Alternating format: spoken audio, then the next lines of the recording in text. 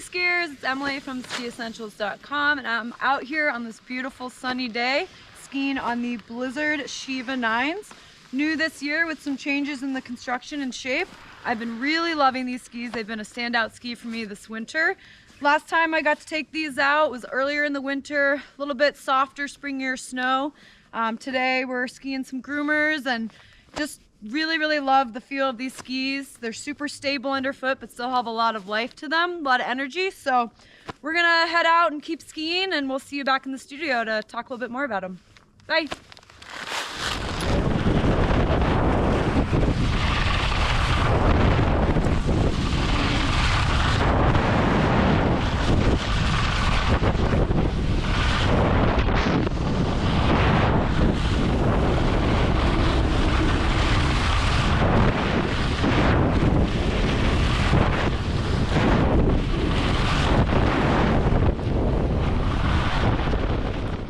Hey skiers, I'm Jeff from skiessentials.com. And I'm Emily. Emily and I are here today to talk about the new Sheeva 9, which is really exciting for me. Probably a couple months ago now, or at least a month ago, Bob and I chatted really in depth about the new Rustler 9. Obviously the changes to this ski follow kind of the same trend of the changes to that ski, but there are some differences, and I really wanted to hear specifically from Emily. Kind of speaking from a female perspective. So as a summary, we've got a bunch of skis up here. We did that kind of Rustler Sheeva line introduction video way back in January after we skied them like in the rain at Sugarbush, which was great. Luckily, we've had plenty of opportunities to get back on them since then. I think you've skied them 2 or 3 times since then. So Emily on her side has the 9, as well as the new Sheeva 11, which is pretty sweet. And then I've got the 10 over here, and we also brought the outgoing Sheeva 9, so this is like the 2023 Sheeva 9. I like to at least look at the differences in construction. I think the visual is pretty cool between those two skis. And Emily, unless you have anything else that you want to add about the line in general, we'll get right into construction. Let's do it. So, some cool changes to this ski for 2024. One of the things that we kind of were, I think waiting is fair to say, to get in Rustler and Sheevas is True Blend wood core. So these skis all now have True Blend wood core, and basically they share the exact same wood core with the new Hustle skis. So it's True Blend Freeride, which is a mixture of beech, poplar, and paulownia. And Emily, I don't know how much you and I have talked about True Blend wood core, but it's pretty cool because it allows the manufacturer, in this case Blizzard, to really control the flex pattern in different portions of the ski. It's like when you look at a mock-up of True Blend wood core, there's so many different little sections of wood, and they can really specifically engineer where the different density wood is going, which is so cool. It gives them like an incredible amount of control. Yeah, I feel like it's a very fine-tuned approach to construction, which is very noticeable. Yep. Yeah, and like Blizzard is known for having really good construction. Their skis come out of a very reputable factory, and yeah, they're always pretty impressive. Very. And then probably the coolest change, or at least like the thing that we can kind of look at visually here is the change in the metal application. So we talked about carbon flip core DRT over here for a long time with the outgoing Rustlers and Sheevas dynamic release technology.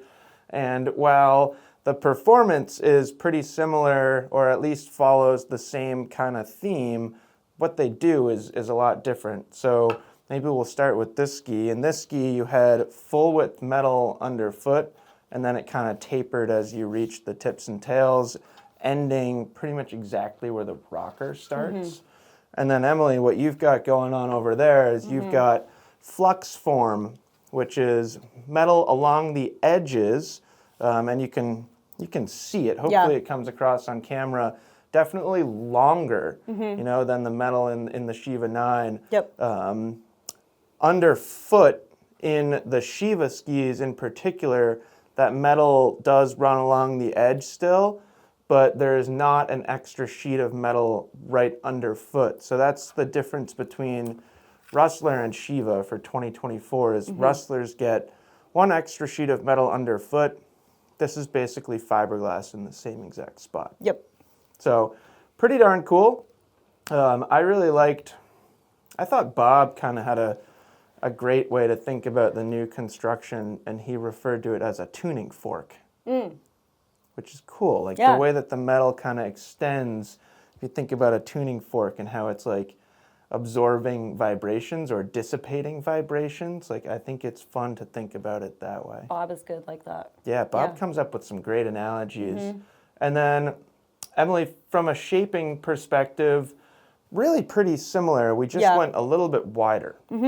So this ski over here was 92 underfoot. Now we're up to 96 underfoot in the new ski.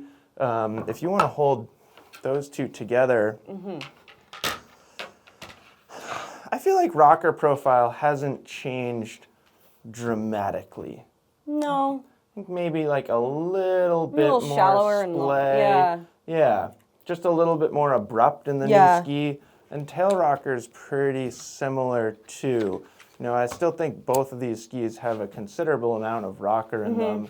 I think, like, again, you kind of notice a little bit more of an abrupt splay in that ski. And then aside from the change in width, turn radius stayed about the same. I've got a 164 here. You've got a 168 there. I believe you've got a 15-meter turn radius on that ski. Yeah. Correct me if I'm wrong. Yep. And this ski is a 14-meter radius, so not a tremendous difference there.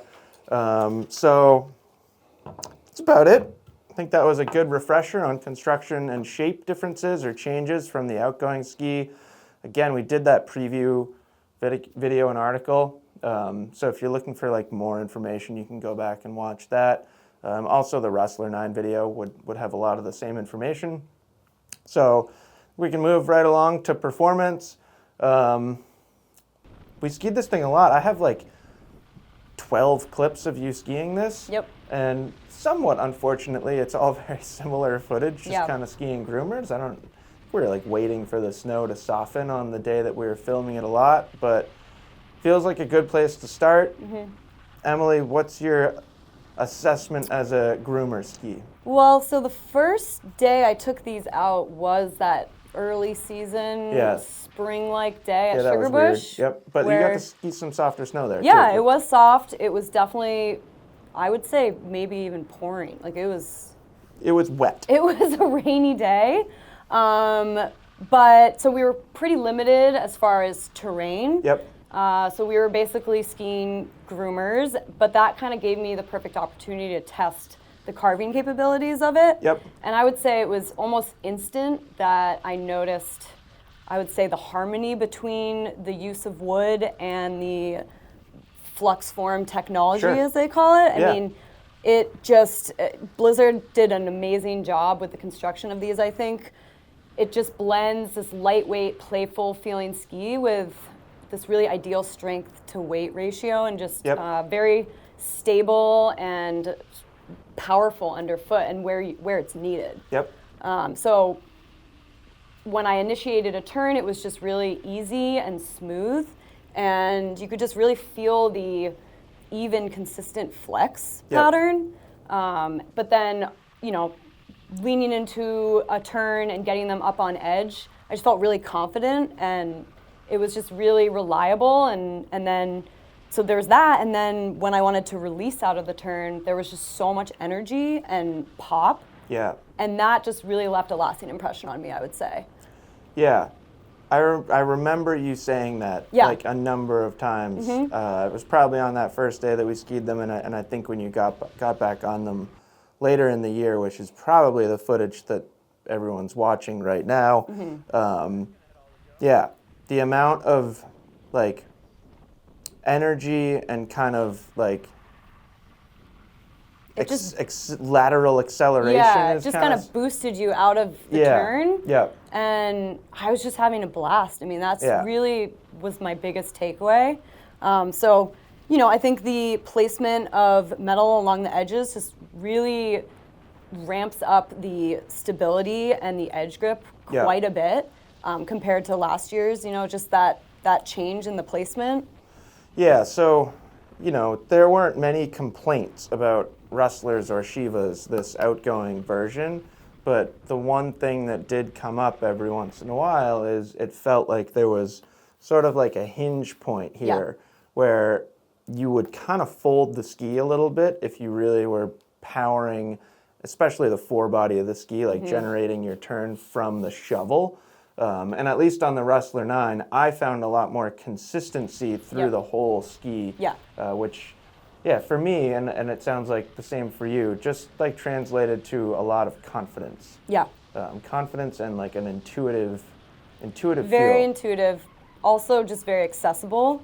I mean, they did feel really stable at speed, and I ski them. I would say a lot of different turn shapes and brought them up to speed, and then slowed it down and really tried to put it all to test. And I wouldn't say they're as stable or as damp as, say, like the K2 Mindbender 99 Ti, but that ski requires a little bit more skier input to control. Whereas this just felt a lot more controllable and approachable than, say, something like that, or like the Vocal Secret. This just, I don't know, it just had a friendlier demeanor, but also just had that really ideal strength and power underfoot and where you needed it. Yeah. I'm curious if you found any similarities to, say, like a Nordica Santa Ana. Yeah. I would still say that the Santa Ana felt a little bit more demanding for me. Well, especially, like, I'm kind of thinking, like, Santa Ana 98 would probably be the best comparison. Yeah. And there is a big difference there, mostly in the flatter tail. Yep. So, I think, like, there's a lot to like about that shape. Yeah.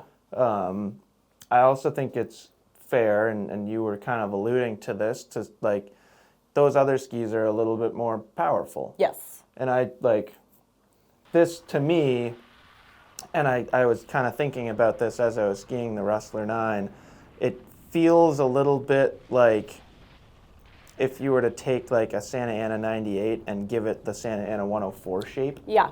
And I thought that was like kind of an interesting way to think about it. Totally. It doesn't work as well on the men's side, but it seems like there's something there on the women's side. Yeah, I feel like the Santa Ana, like, I would say I felt a little bit more like locked in to my turns, where this has just a little bit more of an energetic release, and you can kind of, pivot in the turns a little bit easier than that ski. But I do see what you mean by like adding that shape of But, similarly, speaking to stability and edge grip and stuff like that, considerably more ski than, say, like a Bent 100. Oh, for sure. Which you ski all the time. So I think that's kind of an interesting way to look at this ski, is like, it's more than this but being Bent 100, or say like those ARW 94s that we talked about recently. Yes. Like, you get more edge grip, more on like high edge angle stability and power, but a nice sweet spot of mixing or matching that with the forgiveness and the maneuverability. Absolutely, yeah. Sweet. Yeah. So we don't have a tremendous amount of footage of off-piste skiing, but being the Sheeva line, we've got True Blend Freeride core in here. Like, this is the Freeride collection. Blizzard's got the Black Pearl series, the 82, the 88, the 97. Those skis are squarely in the all-mountain realm. I think the Sheeva 9 exists in that area too. It is an all-mountain ski, 96 underfoot. But what do you think about Off-Piste Performance?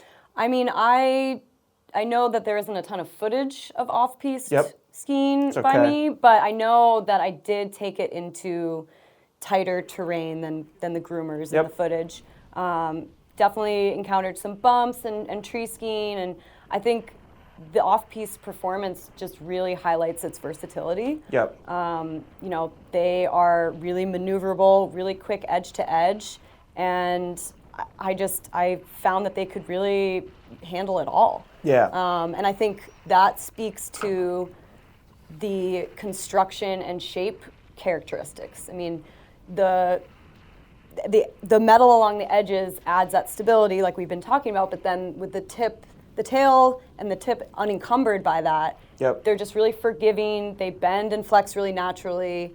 They're playful, and you can really just press into them, and it's just like going through the bumps. I found them to be, they transitioned really well from ripping groomers to into the bumps and having that playful, agile feel. Which just adds to its all-mountain capabilities. No, really. That's like pretty much exactly how I felt on the Rustler 9. It just felt like everything that they were trying to do with the previous skis, like they just did it all better with these new skis. It's like it's supposed to be a well-rounded ski that you can pretty much take anywhere. And I think it just feels better. I don't know why exactly, but at least on the Rustler 9, I found that like edge release almost felt easier than on these, and I think most of that probably is coming from the shape. Because we do get that longer metal extending, but for some reason that just felt like it had such an intuitive, easy edge release. It just had a little bit more personality than the previous year, I'd say, which I know they were trying to accomplish, just like that more freeride oriented feel and just a little bit more playfulness and maneuverability, and just like you said, just really intuitive. Like wherever I wanted them to go and whatever I wanted them to do, they were with me. It's just really responsive.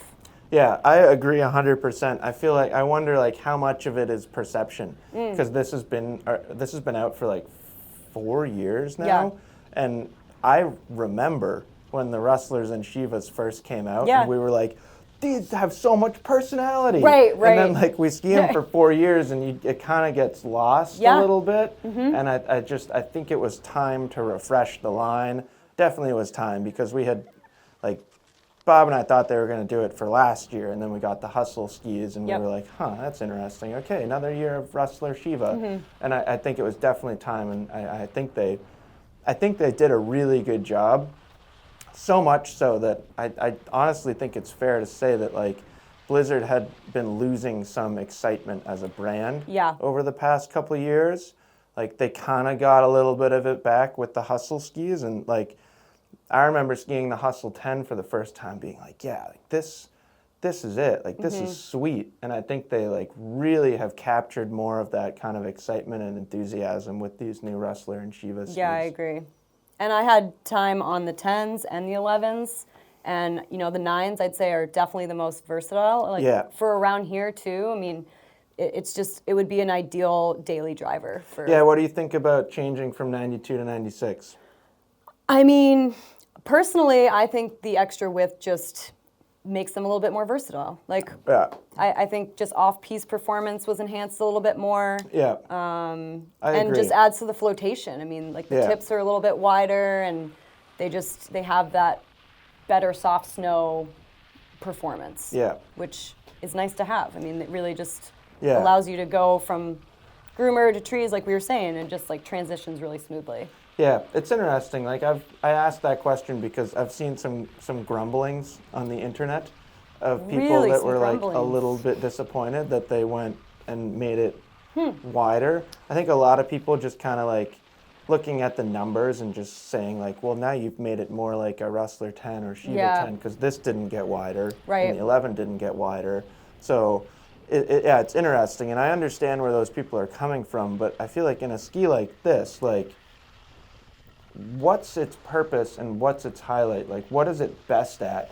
And like, if anybody took this ski and answered that question with edge-to-edge quickness, I would just kind of be like, well, what, like, why are we even like really assessing edge-to-edge quickness on a ski that's 92 underfoot? Right. Like, sure, it's going to be quicker than 96, but if you really want edge-to-edge quickness, go buy like a Black Pearl 82. I was going to say. Or a Phoenix, whatever, R13 Pro, or like the black and pink carving ski. Like, I don't know that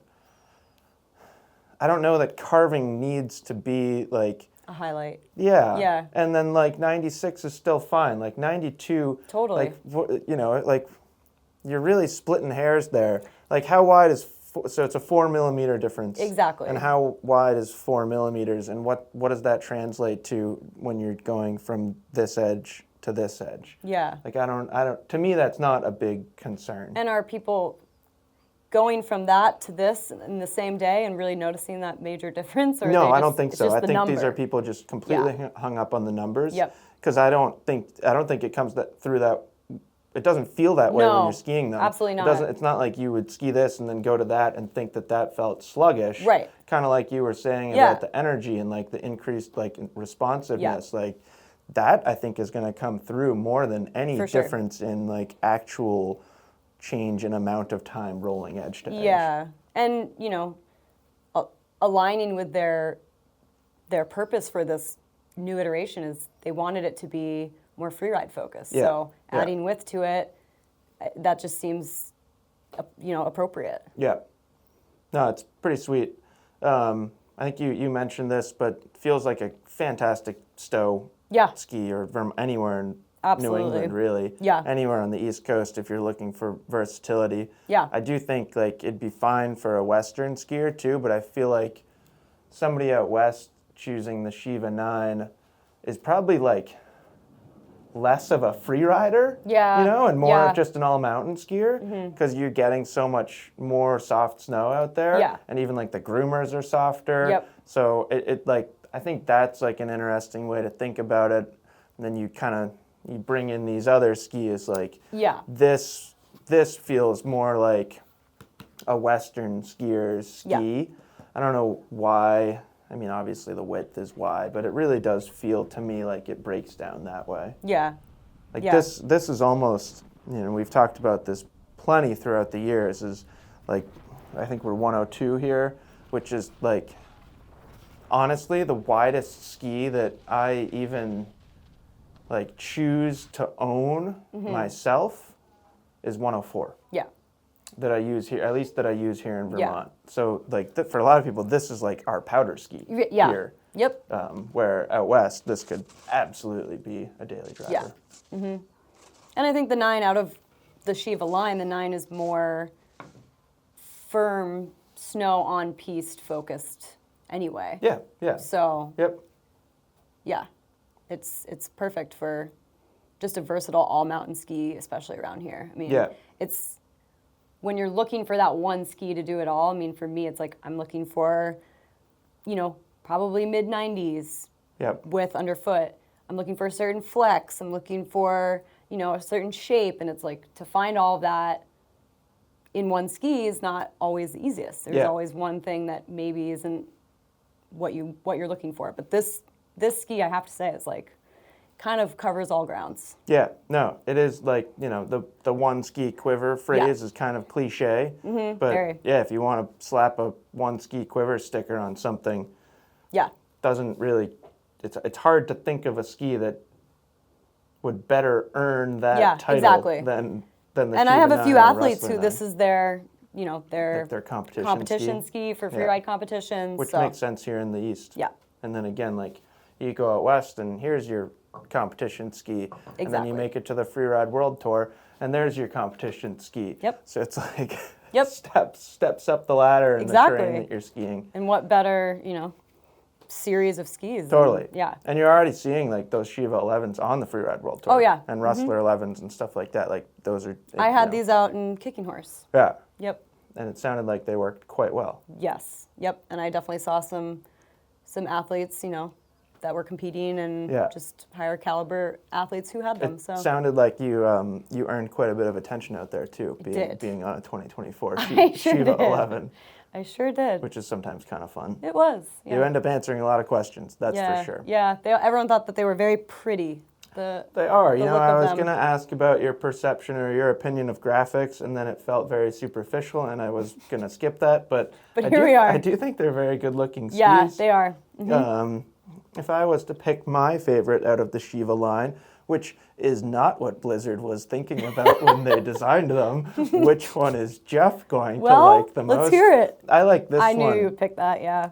It's and I think that was was like their intention almost, because the 10 is the same way and gets the orange sidewalls. The 10, the Rustler 10, I should say, is like blacked out top sheet with orange sidewalls. And I don't know, there's something about the orange that's exciting. Yeah. But I also, I'm sure you saw it in some of the footage because we've got quite a bit of footage of her, but Allie has like a fly-low outfit that's like that color. Yes. And it's kind of a trendy color right now, Yeah. so I would imagine a bunch of other women do too. Yep. So, Emily, anything else that you want to add? I don't think so. I think we did a pretty solid job covering it all. And Cool. yeah, I mean, I know I said this with the Armadas last time, but I have a list of, some of my standout skis from the season, and the Sheeva, all the Sheevas, but the Sheeva 9 really left an impression on me. Yeah. No, So- that's feels like it's been true Yeah. across the board. Mm-hmm. So that's it. Let us know if you have any questions. Perfectly happy to extend those questions to Emily so you get a female perspective. And yeah, maybe we'll try and work in a conversation about the Sheeva 11 too by the end of the summer. Absolutely. So yeah, let us know if you have any questions, and we will talk to you soon. See ya.